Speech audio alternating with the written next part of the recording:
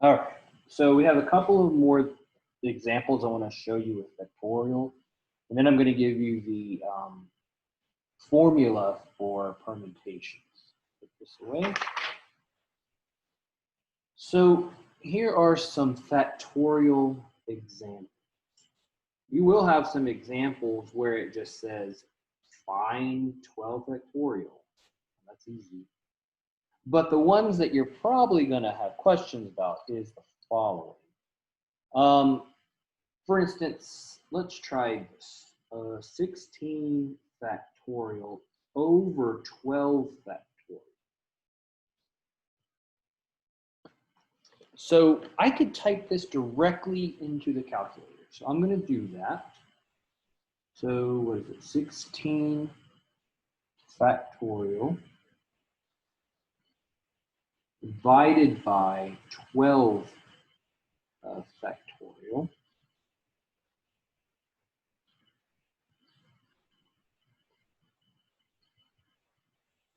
So 43,680. Okay. But then if you try to type 684 factorial over 683 factorial, let's do this, 682 factorial. It doesn't make too much of a difference, but let's say I try to type that in. So 684 factorial divided by 682 factorial. I get that overflow error. So I could still work this out, but I gotta be careful how I do it. So make a note, if you type this in directly,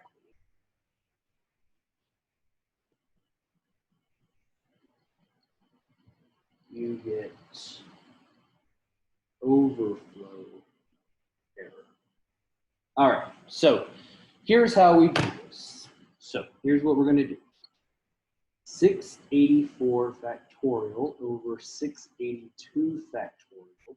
Well, by definition, 684 factorial is 684, 683, times 682. Well, obviously, I will run out of space if I do all of these, but you get the point. Down to times 3 times 2 times 1. And then 682 factorial, I'm going to line these up, 682 times 681 times 680, all the way down to 3 times 2 times 1.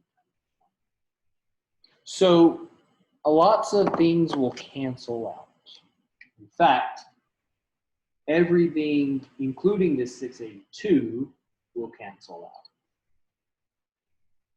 Okay, so all that leaves me with is 684 times 683, which my calculator will do. 684 times 683 is still a big number, but it's a doable number. 72. Okay. In fact, that's what happens up here. 16 factorial times 12 factorial is 16 times 15 times 14 times 13. 12 goes away. So if I type those in, I should get that number. 16 times 15 times 14 times 13. And I do. So that's how you're going to deal with these large factorials, which you will see. So now I can introduce the permutation formula. I'd already written this down. So I'm going to just show this to you and read it out. But if we pick R items from a total of N items and order is important, if order matters, order is important, then we can choose those R items from the N items by N PR, which is N factorial over N minus R factorial. So I'm going to look at an example. Let's see. I'll just show you a brief example real quick, and then I'll do a word problem for you. Here's a brief example. The calculator or the homework will just say find the value of, let's do 7p5.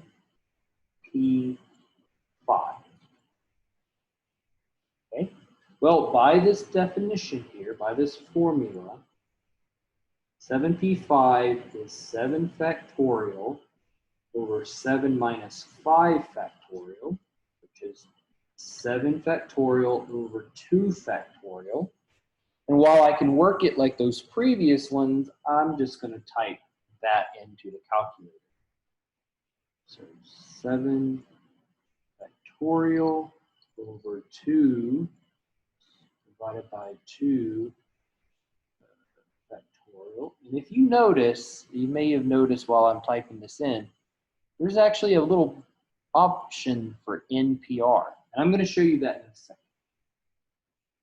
So I got 25, 20, 25,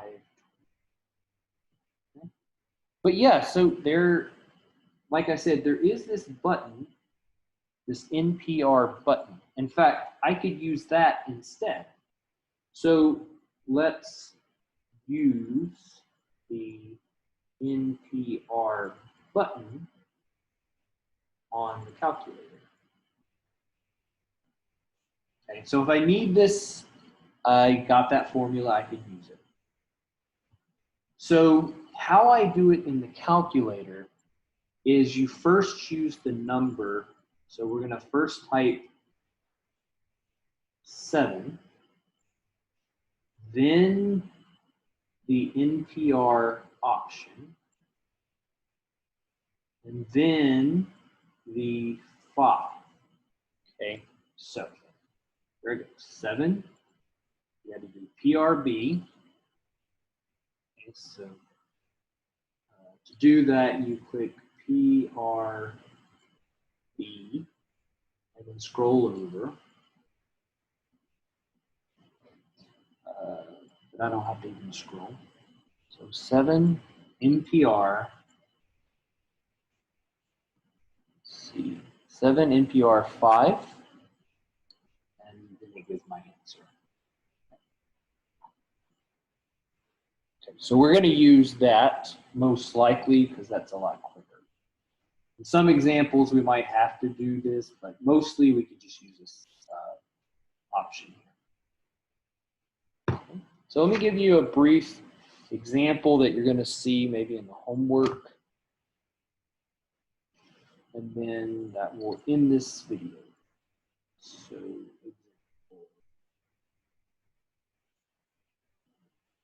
suppose a horse race with 12 horses. Suppose there is a horse race.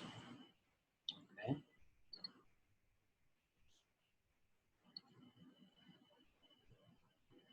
The question is, in how many ways can first, second, third happen? Okay. Well, these are obviously important because first gets something, second gets something, third gets something. So I can use my formula. So 12 permutation 3. I'll just type that directly in because I can. So 12, let's see, PRB, PR 3, and get 13, 20. So that is one way that I could work that. So that's one thing we could do. Or in this case, or we could use the sequential counting technique.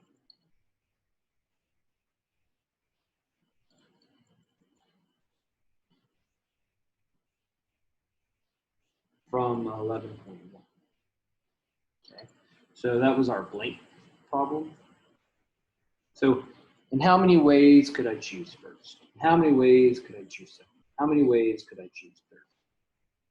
Well, in first place, we have 12 total horses, so I could choose, have 12 options.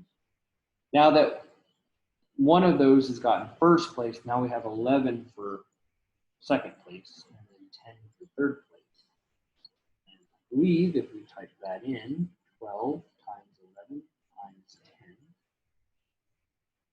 you get 13. So both are fine. If you recognize that order matters, you could just use that formula